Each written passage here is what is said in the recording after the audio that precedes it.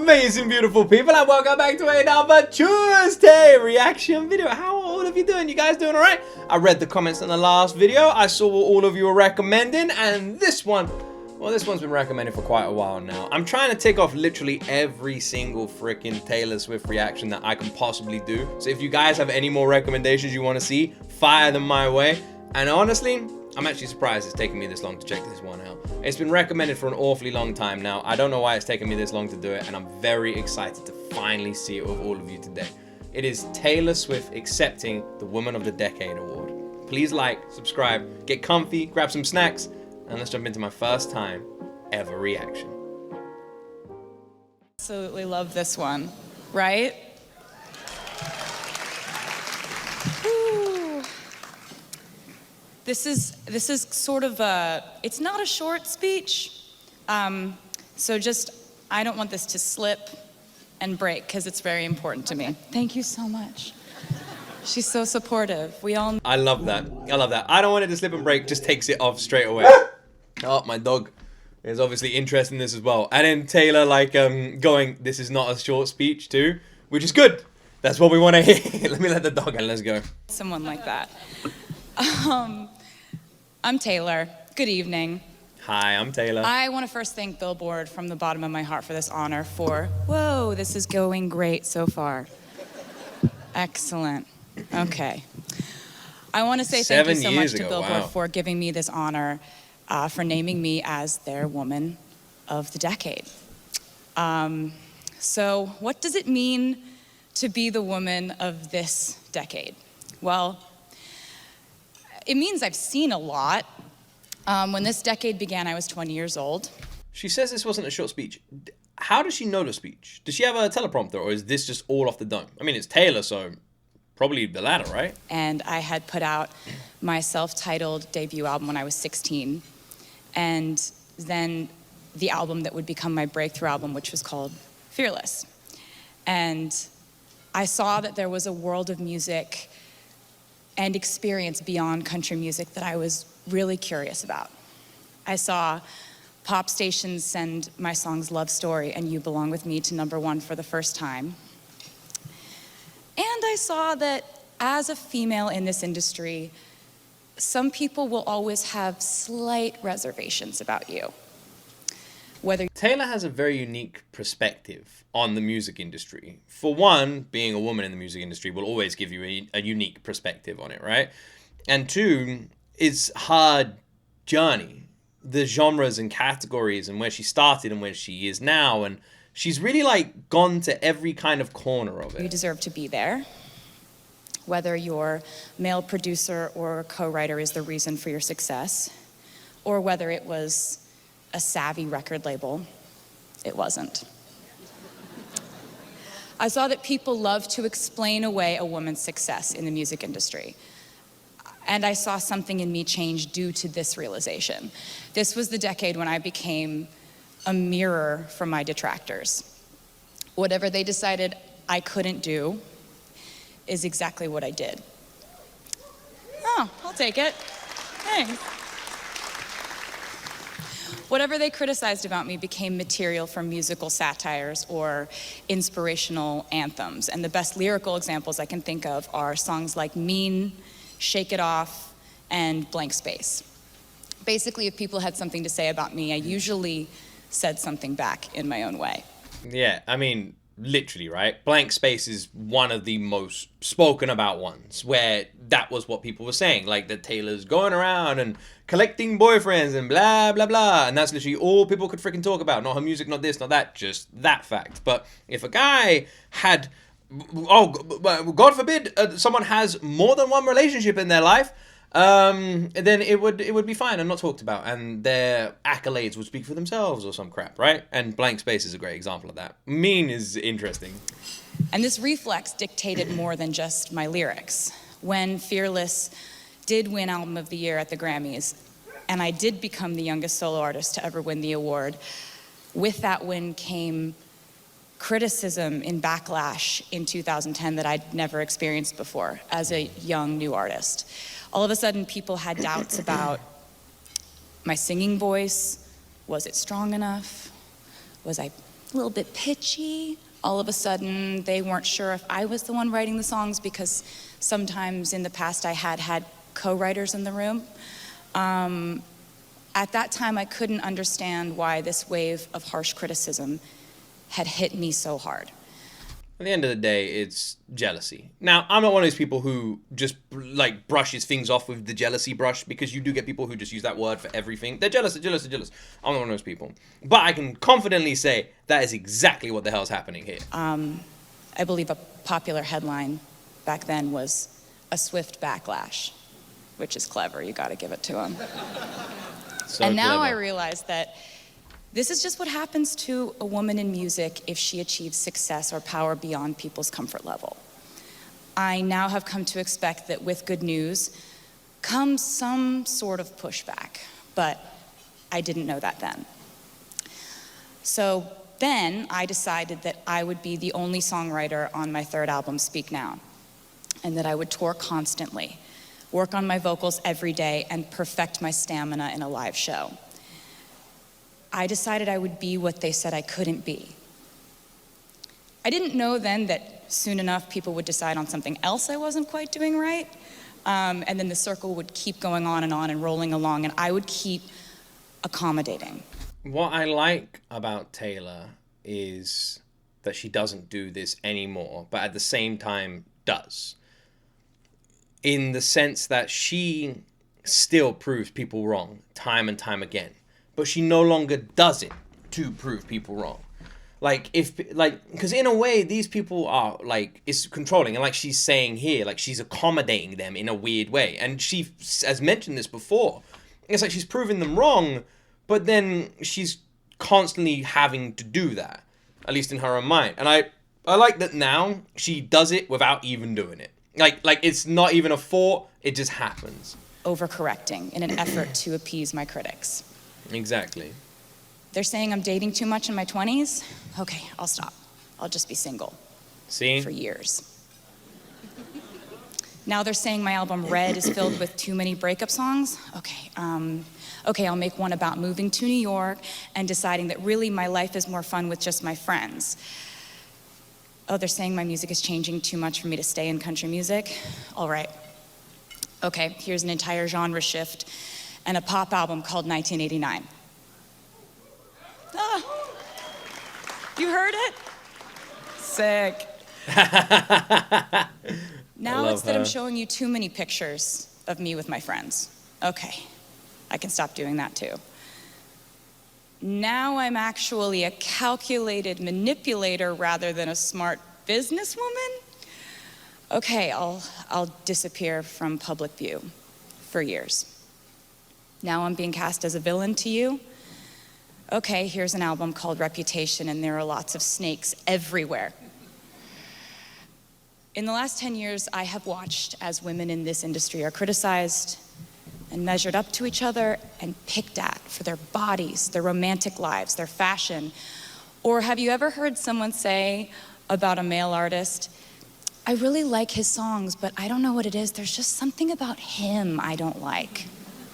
No.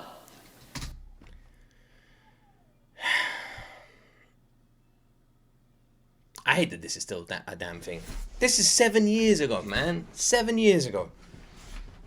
7 years ago. But it's nice that Taylor helps inspire people to be a bit more confident. It's nice that she's so open with her journey. It's nice that she's no longer in this shit. And it is insane when I think about it right now in this chair, that if you asked me to talk about 20 different male artists and who they've dated and what they wear and what they do, I couldn't tell you. Do you know what? You see male artists as they get older, like they might put on a bit of weight, they might grow out a beard, they might stop making an effort when they come out on stage. You never hear anyone point it out. Ever. That criticism is reserved for us. But you know, I've learned that the difference between those who can continue to create in that climate usually comes down to this: who lets that scrutiny break them and who just keeps making art. I've watched as one of my favorite artists of this decade, Lana Del Rey, was ruthlessly criticized. Yes. Yeah. Thank you. We have similar tastes. I like it. She was ruthlessly criticized in her early career, and then slowly but surely she turned into, in my opinion, the most influential artist in pop. Her vocal stylings, her lyrics, her aesthetics, they've been echoed and repurposed in every corner of music. Very unique voice and unique sound, Lana Del Rey. I've heard not many songs by her at all. My wife's quite a big fan of her. She actually had an album when I first met my wife. My wife used to have it in the car. But I love her voice. There's no one like her. Incomparable. And this year, her incredible album is nominated for Album of the Year at the Grammys because she just kept making art. And that example should inspire all of us, that the only way forward is forward motion. That we shouldn't let obstacles like criticism slow down the creative forces that drive us. Exactly, in anything. And I see that fire in the newer faces in our music industry. This doesn't just need to be music industry. This could be you watching this right now. Don't let other people dictate your life. Don't let other people control your life. Don't let other people decide how you're feeling that day. Sometimes I'll have an instant in the morning or something. Someone's being a dick. Sometimes you have it in your car. Someone's rude or something like that. And for the rest of the day, you don't stop thinking about it. That person wins twice if that happens. Let it go. Move on. Don't let them control how your day goes. Whose work I absolutely love. I see it in Lizzo, Rosalia, Taylor Parks, Hayley Kiyoko, King Princess, Camila Cabello, Halsey, Megan Thee Stallion, Princess Nokia, Nina Nesbitt, Sigrid, Normani, Her, Maggie Rogers, Becky G, Dua Lipa, Ella Mai, Billie Eilish, and so many other amazing women who are making music right now. Female artists in music have dominated this decade in growth, streaming, record and ticket sales, and critical acclaim. So why are we doing so well? Because we have to grow fast. We have to work this hard. We have to prove that we deserve this, and we have to top our last achievements. Women in music, on stage or behind the scenes, are not allowed to coast. Taylor saying that's just made me realize something that I say a lot when I react to women in music. Every time I do these journeys and we check out artists and we go down these rabbit holes, one thing that I say a lot is this album feels better than the last. This album feels better than the last. And I always just assumed it was... I never looked at it that there could be a pressure from the woman making that music to make sure that that album's better than the last because of the pressures Taylor just mentioned. That's the first time that ever occurred to me. And I feel kind of... I honestly feel kind of ashamed that I never even thought about it until now. That is such a shame. We are held at a higher, sometimes impossible feeling standard. And it seems that my fellow female artists have taken this challenge and they have accepted it. It seems like the pressure that could have crushed us made us into diamonds instead. And what didn't kill us actually did make us stronger. But we need to keep advocating for women in the recording studios, behind the mixing board, in A&R meetings, because rather than fighting to be taken seriously in their fields, these women are still struggling to even have a chance to be in the room.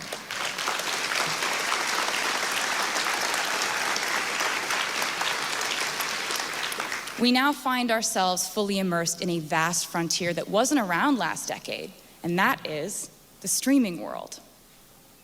Here's something I didn't really think about as well. There are so many incredible women in music today. They are still dominating here in 2026. There are some amazing women in music, and there always has been. But now the spotlight's brighter than ever on them. In music, we're always walking hand in hand with technology, and sometimes that is so awesome. Like how now we're able to just drop a song that we made yesterday. I've spoken out in the past about the future of revenue flow for creators and the songwriters and producers who are being left behind due to these rapid shifts and changes. I actually still really miss CDs and CD players and that sort of stuff. One thing that really pisses me off is that cars don't come with it anymore. The last car I had didn't have a CD player. It was well annoying because I actually went and bought a CD, went and picked up the car with my wife, and then it didn't have a CD player. And we were like, oh, there's no CD player. So and I was like, I got a CD. And then our new car no CD player. I like CD players. I miss it. I understand about the clutter stuff, but I actually kind of miss it, man. I still don't think that record contracts or producers' agreements have fully caught If I up. had the choice, I'd always have one. And I hope that rather than not. in the next decade, we can keep searching for the right solution for producers, songwriters, and creators. Don't you?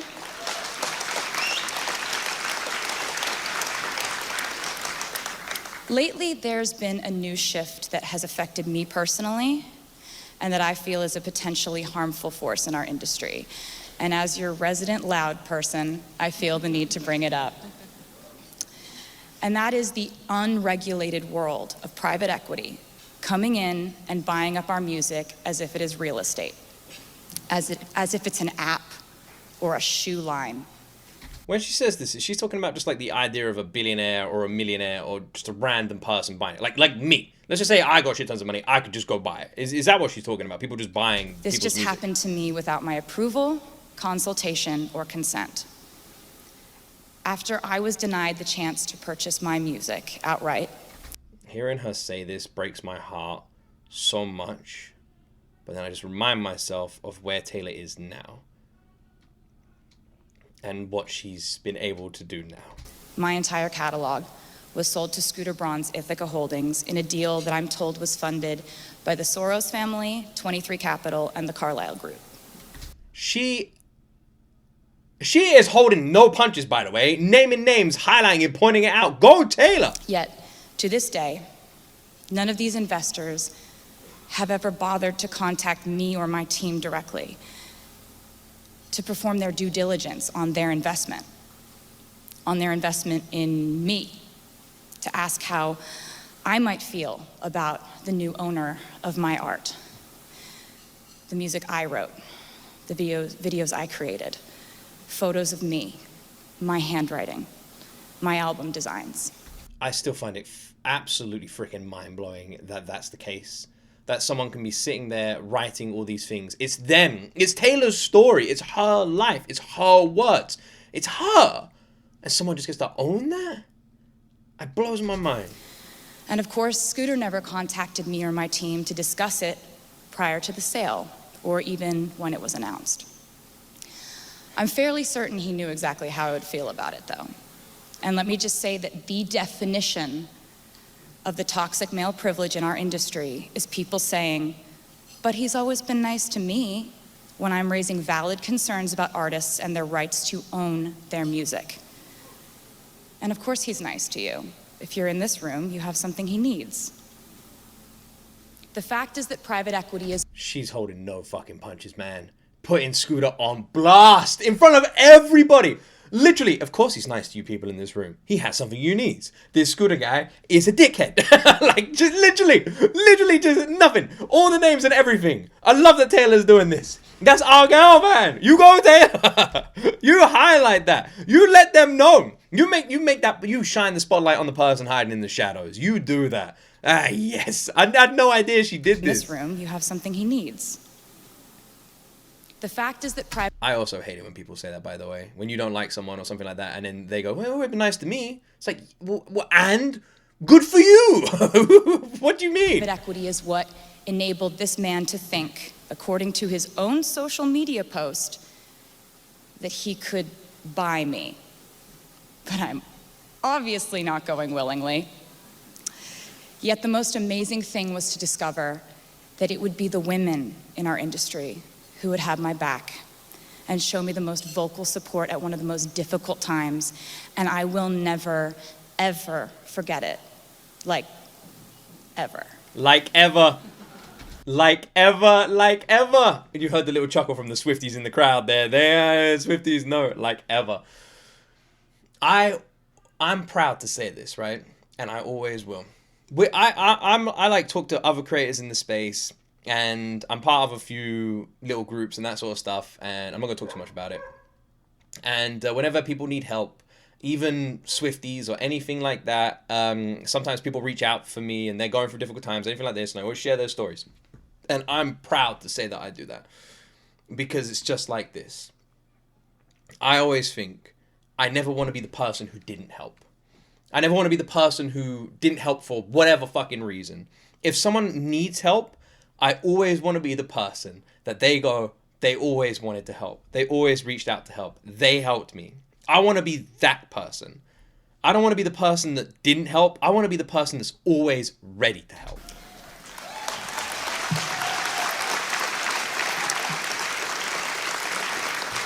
But to conclude, I will say that in 10 years, I've seen forward steps in our industry, in our awareness, our inclusion, our ability to start calling out unfairness and misconduct.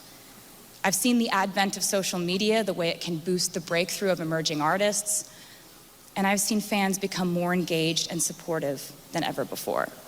I've leaned on that support. That's actually very true. Fandoms and artists now are way more engaged than ever. And that is mainly because of social media. And it has kept me in a place where, no matter what, I always wanted to keep making music for them. I was up on a stage in New York City in 2014, accepting Billboard Woman of the Year.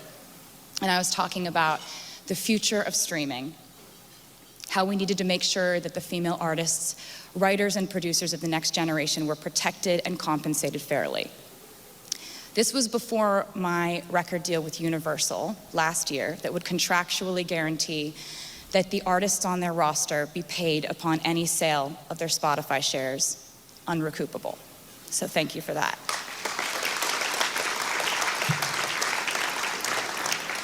This speech I'm referring to was on my 25th birthday, and I'm about to turn 30 tonight. Woo! But my exact quote during this speech was, I really just feel like we need to continue to try to offer something to a younger generation of musicians, because somewhere right now, your future Woman of the Year is probably sitting in a piano lesson or in a girls' choir. And today, right now, we need to take care of her. I've since learned that at that exact moment, an 11-year-old girl in California really was taking piano lessons and really was in a girls' choir. I love that Taylor just draws on from her own stories and her own past and just highlights them and just makes it sound so simple and yet so obvious that there are going to be other girls, other women in this industry coming up, and they need to be protected from day one, not when they're successful, not when they're in a position of power or anything. From the moment that they step into this industry, they should be protected. And this year, she has been named Woman of the Year at the age of 17. Her name is Billie. She's there! And those are the stories we need to think about every day as we do our jobs within this industry. The ones where people's dreams come true and they get to create music and play it for people.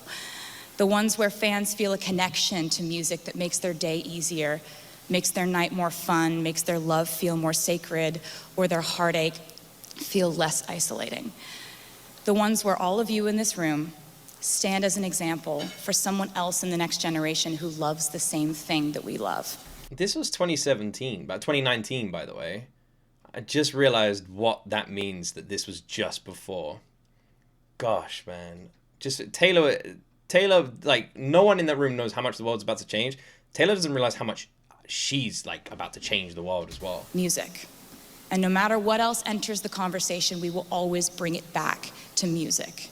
And Taylor's big now. And as for me, but lately I've been focusing less on doing what they say I can't do and more on doing whatever the hell I want. Thank you for a magnificent, happy, free, confused, sometimes lonely, but mostly golden decade. I'm honored to be here tonight. I feel very lucky to be with you. Thank you so much.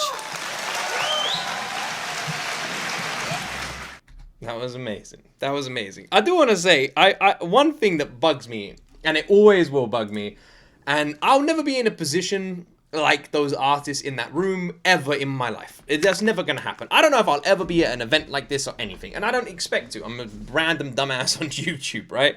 But one thing that I have learned from Taylor, and one of many, is to be a good person in the crowd. Taylor, when she is in the crowd, when she is at an event, when she is anywhere, she is singing, cheering, standing up. She supports the person on the stage. And I truly believe the reason she does that is because she would like people to do that for her as well. In my life, I always treat people how I would want to be treated. And I think Taylor does the same too. She knows what it's like to be up on that stage, so she wants to make people feel seen and feel loved on that stage. And you see this. If Taylor's in a crowd, she is showering the person on stage, whether they're performing or delivering a speech or just going up there to say someone's left their car running in the car park. She is the hype person in that crowd, making sure that that person has the spotlight on them. And she does that all the time. And this is something I love about her. And the reason I'm saying this is because the crowds at these award shows suck. They always suck. Artists need to chill out a little bit more. At any kind of award show, anything like that, the artist was like, yes, yes. It's like, come on. Come on. Like, have a bit more life in you. Like, geez. Like, all of them. The only one in the crowd who seemed to be, like happy or, like, cheering on Taylor was Billie Eilish. Everyone else was just like, yes, yes, yes, yes. Bloody artist, man. Come on. If, like I said, if I'm ever at any kind of event and anyone's up on stage, I'm going to make sure that they just feel comfortable. I'm going to cheer them on. Because that's what you'd want if you were down there, right? And that's what Taylor always does. And I think that's one of the best things about having Taylor in a crowd when you're on that stage. Because you know you're going to feel seen. Hell, even if she doesn't know you, she's going to make you feel known. That's what I love about her. Everything she said is so important. It's nice that things are so different now. Because they are. There's still so much room for improvement. But so much has got better. Especially when you compare it to like 20 years ago. And how many, sadly, controversies have like shined a light on so many significant issues, and how much Taylor's changed the industry for the better. It is a lot better. And I think, considering what Taylor's done for artists with their music and their rights, upcoming artists, existing artists, women in music, and just everybody, I think for what Taylor has done, she absolutely deserves that award. And I think for what she did in the decade following that one that isn't even done yet, she probably deserves another one. I am glad we watched this. Just hearing her talk about it and hearing her be so open about Scooter and that issue as well, I never really expected. And honestly, her calling that man out directly in front of all those artists on stage and call out the artists as well, be like, yeah, of course he's nice to all of you. That is Taylor. Oh, I love it. That was awesome. Just put like a bullseye right there. Anyway, I hope you enjoyed my reaction. Thank you so much for watching my videos. I really appreciate you guys. I'm very lucky that I get to do this, and it's because of all of you. Anyway, I love you guys. Have an awesome day. As always, my friends, you see me in the next one.